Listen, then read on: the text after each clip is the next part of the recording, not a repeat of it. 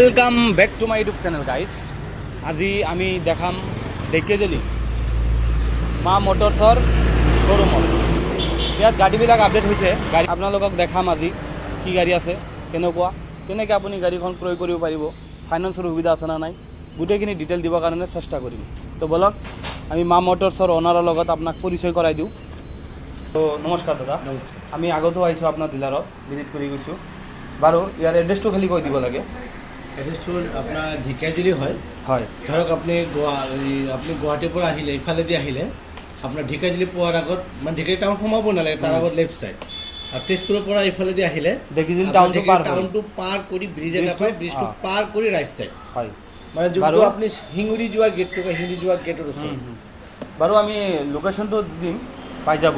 যিবিলাক নতুন ভিউৱাৰ্ছ আছে সেইবিলাকৰ কাৰণে, আৰু বাকী আগৰ ভিউৱাৰ্ছে জানে, ইয়াৰ এড্ৰেছটো জানে। বাৰু বলক আমি কোনটোৰ পৰা ষ্টাৰ্ট কৰিম? এলটোৰ পৰা। এলটোৰ ডিমাণ্ডো বহুত। হয় হয় হয়, সন্মুখৰ পৰা দিবা, ৱৰ্কৰাউণ্ডটো অলপ ভালকৈ দিবা। বাৰু এই এলটোখনৰ কোন ইয়াৰৰ আছিল?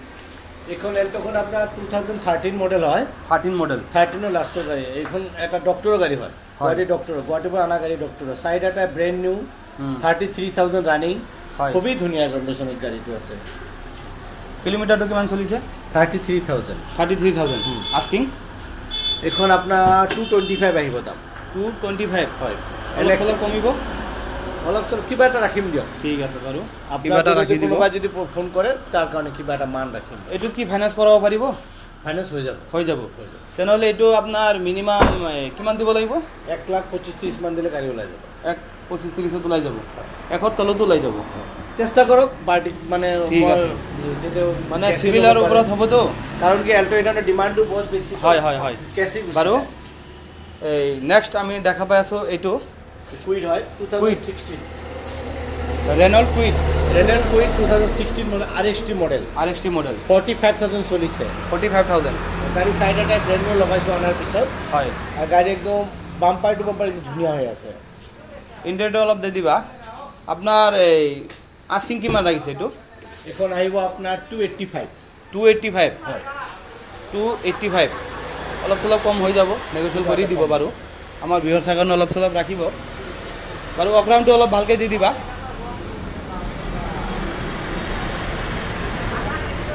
নেক্সট আপোনাৰ এলটো কেটেন চাওঁ নেকি? সন্মুখৰ পৰা দি দিবা। এলটো কেটেনখন আপোনাৰ কোন ইয়াৰৰ?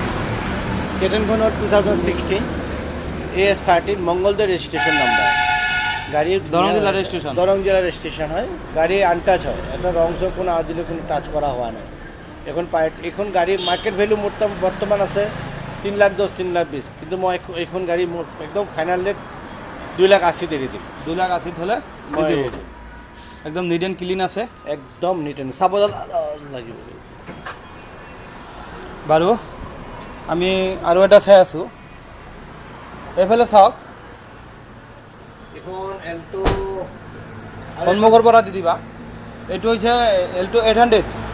এইখন 2016 ডিচেম্বৰৰ গাড়ী হয়, লাষ্টৰ 16 ডিচেম্বৰৰ গাড়ী হয়।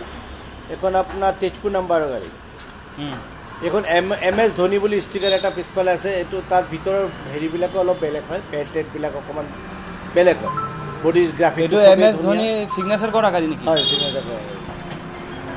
এই চাবা ভালকৈ। এইখন আপোনাৰ চলিছে 38,000 হয়। আস্কিংটো এইখন আহিব আপোনাৰ 265 হয়। এলটো 800 ন? এলটো 800 LXI 265ত হৈ যাব। 265 দি দিয়ক। আৰু কালাৰো বহুত ধুনীয়া আছে। এইটো MS ধোনী চিগনেচাৰ কৰোৱা গাড়ী ন? বাৰু এইফালে চাওক, এইফালে আৰু এটা আছে ৱেগানাৰ। এইখন Wagon R Udalguri registration number AS27 হয়, 2013 মডেল গাড়ী হয়। এইখন গাড়ী VXI মডেল হয়। গাড়ী খুবেই ধুনীয়া, খালি মই অনাৰ পিছত খৰচৰ ভিতৰত 4টা টায়াৰ মই নতুন লগাই ৰাখিছোঁ। তাৰ বাহিৰে বেলেগ আৰু কোনো কাম নাই গাড়ীখনত, কোনো কাম নাই। গাড়ী কাষ্টমাৰে ল'ব আৰু চলাব, কোনো বেলেগ ধৰণৰ কাম নাই ন? এইটো দাম আহিব 280। কিলোমিটাৰটো কিমান কৈছে? কিলোমিটাৰ আছে আপোনাৰ 59,000। 59,000 হয়। দামটো কৈছে কিমান? 280 হয়। অলপ চলপ হৈ যাব না? বাৰু আমি পাৰ্কিঙৰ ফালে যাওঁ অলপ। হয়, আমি পাৰ্কিঙত আহি উপস্থিত হ'লোঁ। আপোনালোকে দেখা পাই আছে আমি এই চেলেৰি এখন আছে মাৰুতি চুজুকিৰ চেলেৰিও এইটো কোন ইয়াৰৰ 2016 লাষ্টৰ গাড়ী হয় 2016 লাষ্ট হয় 17 ক'ব পাৰি ন ZXi মডেল হয় ZXi চাৰিটা টায়াৰে আপোনাৰ নতুন টায়াৰ এলো হুইল লাগি আছে এখন আপোনাৰ দাম আহিব 380 হয় একদম ধুনীয়া আছে নাম্বাৰ গাড়ী হয় এটা স্ক্ৰেচ নাই দাগ নাই কোনো ধৰণৰ একো নাই বাম্পাৰ টু বাম্পাৰ কোনো ধৰণৰ টাচ পেন নাই একো নাই বাম্পাৰ অৰিজিনেল পেণ্ট আছে ন বাৰু এইফালে আহক এইফালে এটা চাই আছোঁ আমি হণ্ডা ইয়নটো কোন ইয়াৰৰ 2014 হয় 2014 হয় 2014 হয় কিলোমিটাৰ এইটো কিলোমিটাৰ চলিছে আপোনাৰ 62,000 হয় আস্কিং এখন দাম আহিব আপোনাৰ 195 হয় তাতো হৈ যাব অলপ চলপ হৈ যাব ঠিক আছে বাৰু এইফালে দি দেখা এইফালেদি দেখা দিয়া আৰু